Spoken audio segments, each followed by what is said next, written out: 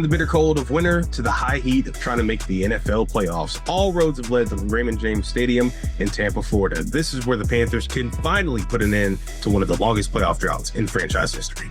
Inside the stadium, it's the ship Carolina hopes to sink.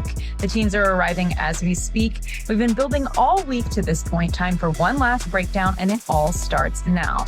Welcome inside Bbkl Kickoff Live, the most watched Panthers pregame show in the entire country. A unique version of it here in Week 18 as you get ready for the battle between the Carolina Panthers and the Tampa Bay Buccaneers. A potential shot for the Panthers to get into the postseason for the first time since 2017. And we are going to do anything to get you guys ready for this kickoff today because we are currently in Tampa. I don't know if you can even really tell or not, but we are in Tampa in the press box right now to get you guys ready for this kickoff. And we got a star-studded roster as well. We got Joey Ellis and Al Wallace holding it down back in our QC News Plus podcast studio as well. So going to have all the breakdowns from this one to get you ready for a big clash as the Panthers get ready for kickoff coming up at 4:30 p.m. later today. And the playoffs officially start now as Sumatra Dave Canales has been instilling in his team from the moment the final whistle blew last week against Seattle. Missed opportunities there in the past, and let's be honest, the Panthers have done very well correcting issues after a loss so well that they're 6-1 this season after taking an L. Everything changes this week, though, as there are no guarantees in this league. They might have beat Tampa once, but there's nothing more dangerous than a team with their backs against the wall. Stopping their free fall from grace doesn't give them a free ticket to the dance, but if Carolina knows one thing, they control their own destiny. Coach talks about, he's been talking about for a while, just it being championship opportunities, and we take that to heart. We take pride in, we know that we can control it. So, we want to go 1-0. That's all that matters. It's easy to focus on that, easy to focus on the process. So, that's what it's all about in the locker room. All we're trying to do is our job and win. The goal is always to win. On Saturday, Sunday, whatever it is, whatever's going on around the league has nothing to do with us in our minds. Just we got a job to do this coming Saturday. Business as usual, but also urgency to get it done. Like it's not no casual look about this or anything. This is win or go home. So it's business. We're here. We're one game away. I've said it to you guys before. It's been times, obviously, I prayed for this, multiple other guys. I mean, me and JC were just talking in practice, talking about just the highs and lows and everything that it took to get to this point. So, we're thankful and blessed, but we're hungry. Like, we know how much this means to us and Carolina, so it's all or nothing. Definitely the tone of the locker room was locked in and focused this whole week. They're definitely going to need to play their best ball. Oh, absolutely. I mean, you look at a team that obviously wants to be able to take better care of the football, but also take advantage of some turnovers as well, because we know both these quarterbacks, obviously their gunslingers are some of the best in the league for a reason, but there's still a lot more to break down in this matchup. Before we send it on into the studio for a guy that knows a thing or two about playing in these do or die games, Al Wallace standing alongside our very own CSL's Joey Ellis with more heading into this matchup. What's up, guys? Yeah, Gabe, we call this game the T-shirts and hats game, and Al Wallace, the 11-year NFL vet, teammate of ours, obviously. You've been a part of these games as well. Was it with the champagne and whatnot? Were you around the bubbly at any point of this in the locker room after a game like that? Oh, yeah. You definitely participate. It's been a long, hard season. You go through the off-season program. Obviously, training camp is a grind, and then you go through the gauntlet of a regular season in the NFL. And to be able to get to this point, for the Panthers to be on the road in the division against the Tampa Bay Buccaneers, there's no better feeling. So you definitely grab the bubbly, you celebrate, and you get ready for the playoffs. So if the Panthers can get this done today, it'll be a huge celebration down inside that stadium. Well, you talked about potentially a chance to get things done today, potentially a chance to have to scoreboard watch a little bit on Sundays. We take a look at the just scenarios that have gotten the Panthers into this point, thanks to the NFC South Falcons, of course, pulling off the upset win against Monday night. It's really thrown the odds heavily now, really in the Panthers' favor, because this week now they've added just another NFC South layer to this whole equation. You see on the screen there, the Panthers get a win Saturday, and it's as simple as that. They are in the playoffs. That's the most simple way they would like to do it. They'd be in there for the first time in 8 years. Scenario 2, though, you tie with the Bucs, and they don't even have to win that game. Just a tie will get them into the postseason. And then option 3, this is the funky one. This is the most NFC South one. The Dirty Birds could beat the Saints on Sunday, the very team that swept the Falcons. That would force a 3-way tie for the NFC South for the Panthers, which would still win the division by way of a tiebreaker, which is decided by common opponents and whatnot. So, again, that is just the most NFC South way of trying to decide this very wonky division here. But, Al, there's a reason that we give you the big bucks here coming onto the show and giving your expert analysis, just getting to more of the 3 keys to the game. Obviously, the big one, it starts with number 13 on Tampa Bay, Mike Evans, just 30 yards he had against that Carolina defense in the first time around. But you've got a number that you're limiting them in receptions. Yeah, I want to see Mike Evans under 5 receptions. I believe if this Panthers secondary, who's been really, really good, and I think led by Mike Jackson, is able to keep the veteran, right, the heartbeat of this offense, under 5 receptions. I'm not too concerned about the yardage. You're wanting to limit the explosives, obviously, but the more touches, the more opportunities Mike Evans gets, you can see that team rally around him. He is the emotional leader, the veteran. Those guys want to succeed for him. And if you can frustrate him a little bit, not allowing Baker and Mike Evans to gain that connection, you're going to be right where you need to be. So my number is 5 receptions, obviously limit the explosive plays, and you're going to be in a good spot for containing Mike Evans. Well, you mentioned Baker Mayfield as well on the other side of the football. For Carolina, the quarterback, Bryce Young, your second key is keeping him in the pocket. We saw him use his legs at times to scramble and make some plays in the first meeting, but you want to keep him there, and more importantly, do not have the pocket collapse on him. Yeah, it's not about Bryce Young running. This team needs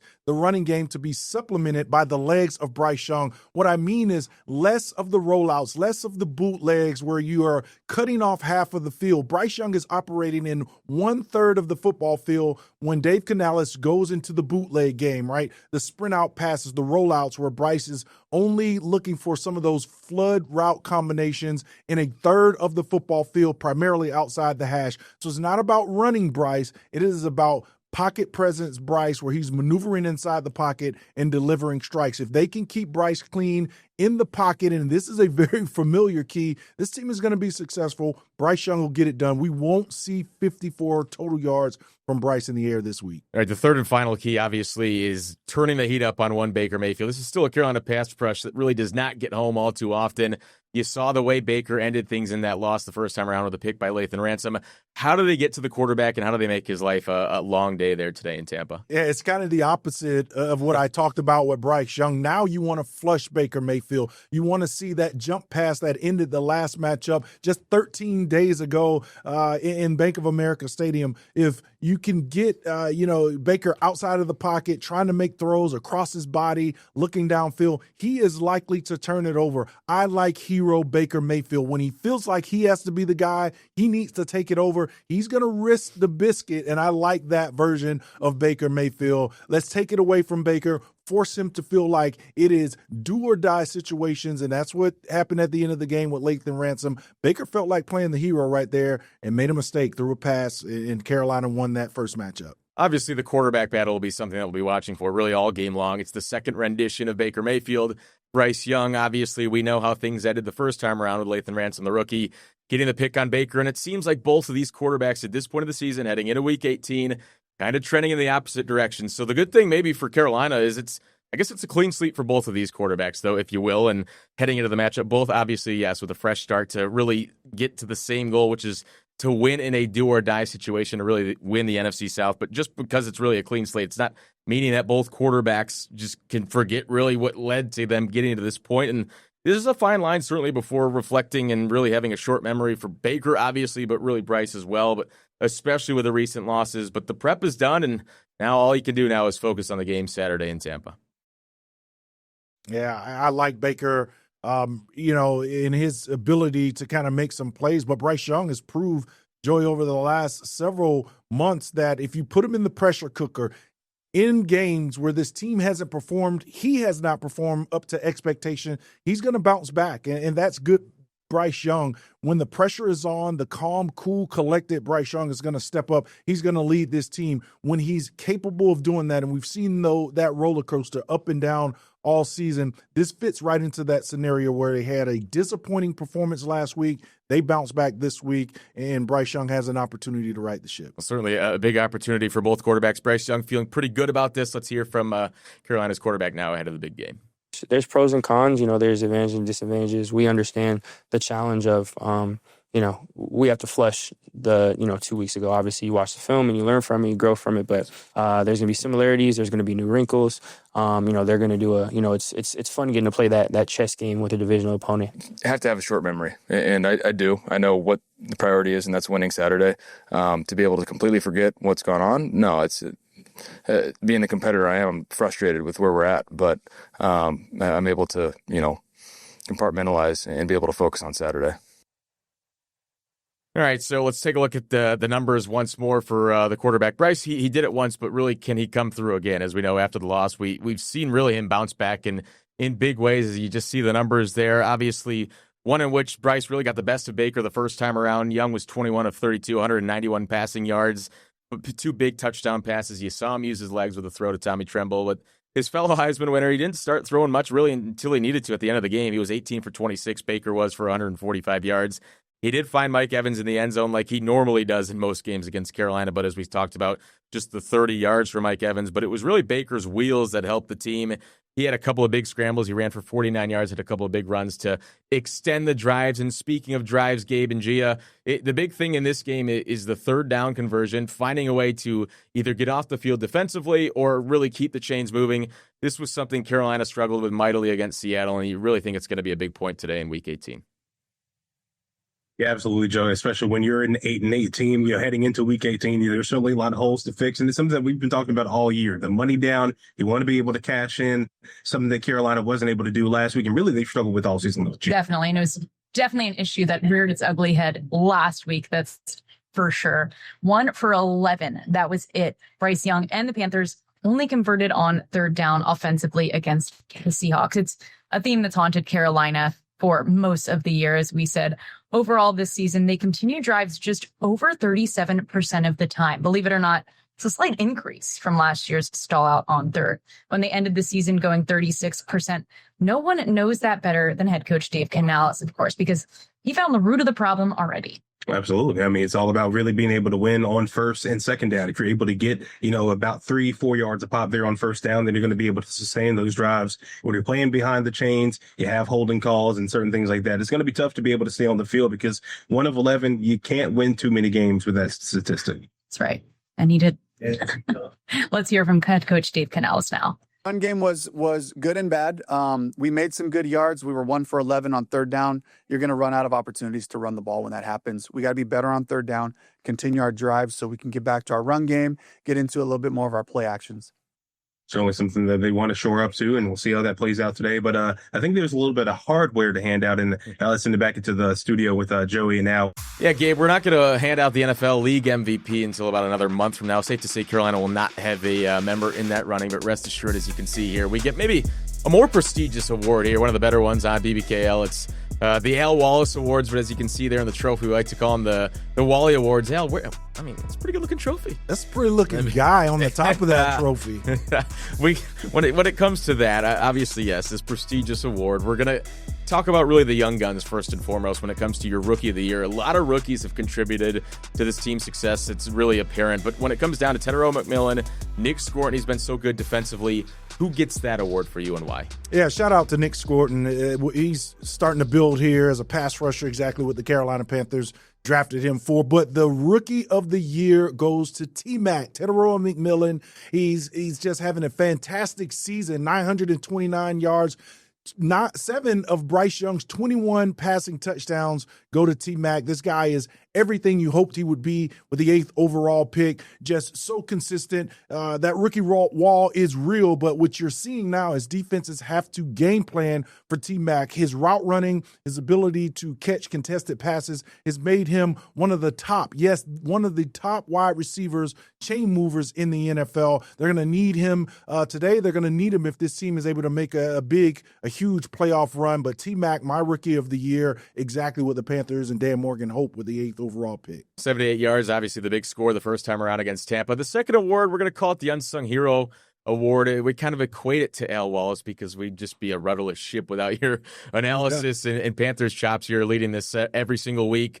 So we're going to go more in the back end. Obviously, J.C. Horn was the corner that got the money in the offseason, deservedly so, has been as good as he's been. But you're liking the other side of the field corner-wise as well. Yeah. I mean, you just look at what J.C. Horn was able to do and pick up that contract, and then Mike Jackson, right? You look at Mike, and just the guy I think is just competed. He flies under the radar. He just does his job. And when you think about the season and the games and the accomplishments that he's put together when JC's not been on the field, it just tells you that a guy understands his role. He is going to maybe not be the Robin to J.C. Horn's Batman, that he is a viable top-tier lockdown corner, shutdown guy of his own. But, man, you look at Mike Jack, and you have to be excited for the future in that back end of this Carolina Panthers defense. Mike Jackson gets my award. This guy is as smooth as they come. He is a competitor. He does not back down from a single challenger. And that's the kind of guys I wanted playing behind me when I spent my time in the NFL. Well, certainly proving a lot of the haters wrong, really playing his way into maybe a fringe Pro Bowl guy. I mean, he's been having pretty darn good season on the other side of JC. So the moment of the year now, obviously anyone who knows this Panthers team, it's up and down, it's up and down, it's win-loss, it's win-loss. We could just repeats the trend every single week. It's never easy. It's always something with this Panthers team, but there's no shortage of moments. What one was the one that really stood out to you, Al? Yeah, I just go back and you look at all the great quarterbacks in the history of this organization. I played my guys on the building, Jake Delhomme, obviously Cam Newton, Ace Boogie, and what he meant to the states of North and South Carolina. Still amazing to have been a part of that run. But the moment of the year is because our guy, Bryce Young, goes out and he breaks the single game passing record. Just an incredible day for a guy that has gone under a lot of criticism, a lot of under fire for his tenure here so far. But when this team has needed Bryce the most, he stepped up. And, man, did he ever get it done earlier this season. This guy is calm and collected, and he's going to step to the microphone and on the field and be the same guy. But Bryce Young putting in work, getting it done. Moment of the year is Bryce getting that single game passing record. All right, saving you're the best one for the last one. Obviously, most of these awards are normally going to the quarterback. Bryce has been good. He's been fine, but really not the main reason for Carolina's success this year. And it's a guy who kind of counted out, kind of shipped off, cast out from Dallas. You like one Rico Dowdle, don't you? I like Rico, and I can relate to, just a team maybe giving up on you or not realizing your value the way the Dallas Cowboys had for Rico Dowdle. He comes into this season. He's the second guy on the roster, obviously with the calf injuries, the Chuba Hubbard. He gets the rock. You hear some of the quotes that they better buckle up, strap up the helmets. He goes out and he delivers. He backs it up. This guy, 200-plus yards in multiple games this season, being able to catch the ball out of the backfield, set the tone not only for this offense with that offensive line, but also for this football team. We will not be denied. It's going to be physical. You have to bring a lunchbox and a hard hat. Rico Dowdle is my MVP for the season. He was the heartbeat for this football team. He's the reason why the Carolina Panthers are in contention right now to win a football game in Week 18 against, the Baker Mayfield and the Tampa Bay Buccaneers. Make no doubt about it. If not for what Rico was able to do and jumping, exploding on a national stage, this team might not be here right now. Well, it is worth noting as well, there is some contractual really incentives on the line for Rico Dowdle. If he just gets 70 yards against Tampa Bay, that's all he needs. He's going to get an extra $1 million bonus just for reaching that threshold. Not too shabby. If he scores a touchdown, he add another $250,000 on top of it. Really not too bad for a guy just working on a one-year deal. And for all you, let's say money, interest, better, whatever you want to call it. Let's look at the line for this game. And it's really been jumping around this week, really all, but it has settled, though. The Panthers actually, as we can show the lineup there, currently 3-point underdogs on the road. Take that for how you will. But remember, though, you get 3 points for just being the home team. So realistically, this is really a pick-em, toss-up game. Under-over set at 43.5. A money line today will pay just under 1.25, but the South is on the line. So a lot on the line, not just financially, but yes, a lot more to get to here. And Gabe and Gia, you guys are going to be taking this thing in ringside in Tampa and just leaving this with any final thoughts for what we're expecting to see down in Tampa. Can Carolina complete the sweep and have things in their good fortune?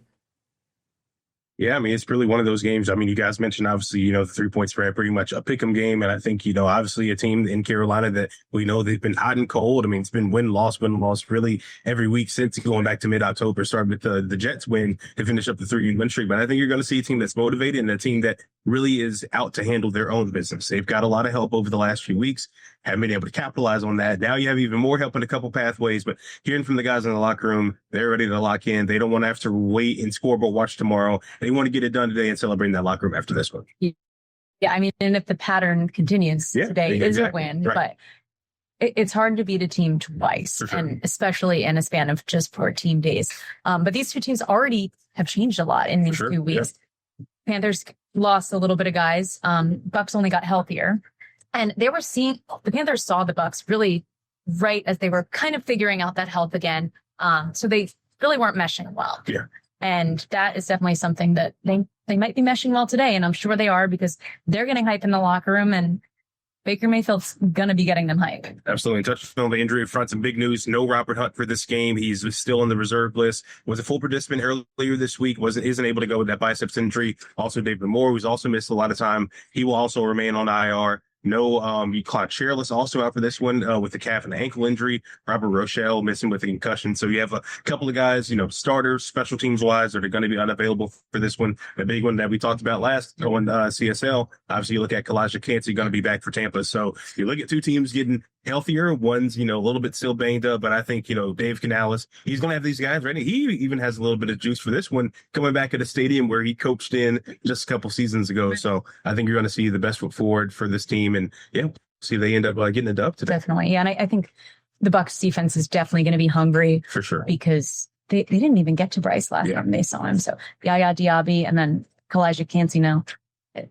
They definitely need to protect Bryce today. And Todd Bowles is going to have a plan. You saw obviously the blueprint that Seattle had last week, a little bit more man coverage, dialing up some different pressures. Todd Bowles, one of the best defensive minds in the league for a reason. So they're certainly going to have things dialed up. It's going to be a good strength-on-strength matchup, and two coaches playing a bit of a chess game in order to get into the postseason. That's going to do it here on Bbkl Kickoff Live. For Joey Ellis and Al Wallace holding it down back in the studio. It's going to do it for myself and Gia Lancey. Kickoff coming up at 4:30 p.m. That's going to do it in Week 18. Enjoy the rest of your NFL weekend.